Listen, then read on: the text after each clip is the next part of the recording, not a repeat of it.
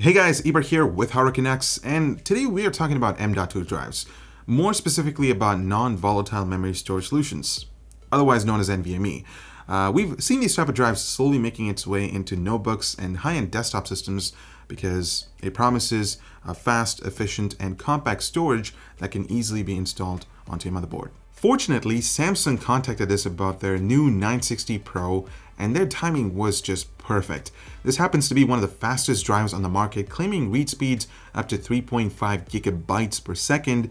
So I know it's a bit of an overkill, but I wanted to show you guys my whole experience with the upgrade and how it turned out. But before that, let's talk a bit more about M.2 and its various features, plus how it will factor into your purchasing decision. Right now, M.2 is broken into two different formats, or speed bins. I'm going to leave Intel's proprietary U.2 on the sidelines. On one hand, there's a SATA-based standard that operates at very much the same speeds as today's regular 2.5-inch SSDs. For instance, take this crucial MX300 525GB M.2 SSD. On the other hand, there is Samsung's newer NVMe format like the Samsung 960 Pro, which utilizes up to 4 PCIe lanes to potentially achieve some real incredible speeds. While the speeds being achieved here can shoot some of these drives into the enthusiast market, many can be considered as great upgrades. As they become more affordable, people with older systems can use a SATA or NVMe-based M.2 SSD to boost system responsiveness. Technically, they could clone their existing Windows installation to the new drive and then use their older, slower spinning hard drives as a secondary storage platform. I think this would be a better option though, because higher capacity SSDs are still expensive, so these drives are still not going anywhere. The beauty of this upgrade path is that your motherboard doesn't even need an M.2 slot for compatibility, provided you buy the right components. Since the NVMe format communicates over the PCIe bus, all you need is a cheap M.2 PCIe to PCIe slot adapter like this one, or even this, and a free motherboard PCI slot. I'll make sure to leave links in the description down below. Let's kick things off with compatibility. NVMe was launched right around Intel's Z170 launch, so if your system's based off that platform or even higher, you should be fine. This includes X99, X299, some AMD AM3 motherboards, and a few FM2 Plus boards as well. Just make sure to check your motherboard's manufacturer website first. Older motherboards in the Z97 generation and earlier will require that adapter that I spoke about a little while ago, and of course a free PCI slot. Many of those adapters are backwards compatible with PCIe 1.0 and 2.0, but be careful. If your old motherboard doesn't support the NVMe protocol, the drive won't be bootable without jumping into a few hoops first. I'll leave that guide for another video, so stay tuned for that. Next up is size, and I don't mean the capacity but the actual dimensions of the M.2 drive. Generally, they're referred to as Type 2242, 2260, and 2280. It's just a short code for saying how long they are in millimeters. So in my case, this 960 Pro SSD from Samsung comes in a 2280 configuration, meaning it's 80 millimeters long. So make sure to check your motherboard specifications to see if it can host the type of drive that you're planning to upgrade towards soon. Now, to quickly go over some of the system components, I'm using an Asus Maximus Code motherboard. It's a Z270 based motherboard with a 7700K, 32 gigabytes of RAM, a GTX 1080, and obviously my 4TB Western Digital hard drive that will be upgrading to this monster. So let's hop into the upgrade process.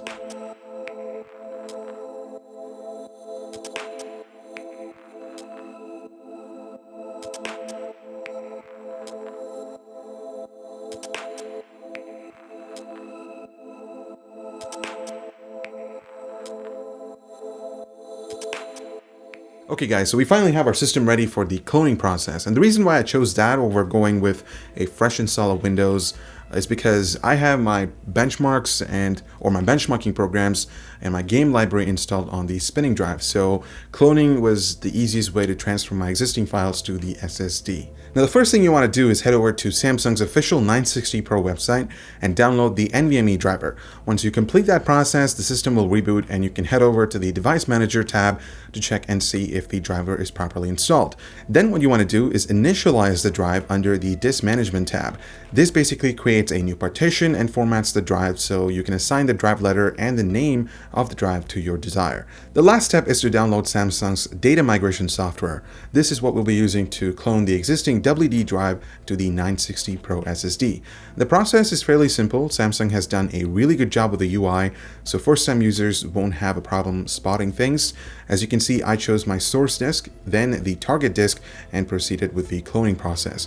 There's also an advanced cloning option that essentially scans your existing drive and gives users the option to exclude certain folders or files that they don't necessarily need to clone. This is an excellent option in my opinion because, say for example, if your NVMe SSD is smaller in capacity when compared to the spinning drive, all you need to do is clone your operating system and a few applications that you use on a regular basis and leave the rest on the hard drive. Samsung's complementary Magician software is an excellent tool to monitor the SSD. The user is greeted with a visual indication for the drive's health status. You can also update the firmware as well as check the interface type that it's running on. There's also a quick performance test to check read and write speeds, a few more optimizations to increase the longevity of the drive, and finally secure erase, which is an excellent tool to utilize if you end up passing the SSD to someone else. Okay, so let's talk performance. And how did the drive do? Well, all I can say is that it's incredibly fast. I mean, check out this boot time comparing the old spinning drive to the 960 Pro SSD. The WD drive took well over 4 minutes to load up to the desktop, while the NVMe SSD took a little less than 50 seconds to complete that task. That's 5 times faster, which is awesome. My next test involved a folder duplicate transfer, which was about 20 gigabytes in size, packed with 4K videos, a few game folders, and Excel files. The results do speak for themselves. The 960 Pro just blows the doors off the WD drive. 5 minutes versus 50 seconds, guys. Isn't that just amazing?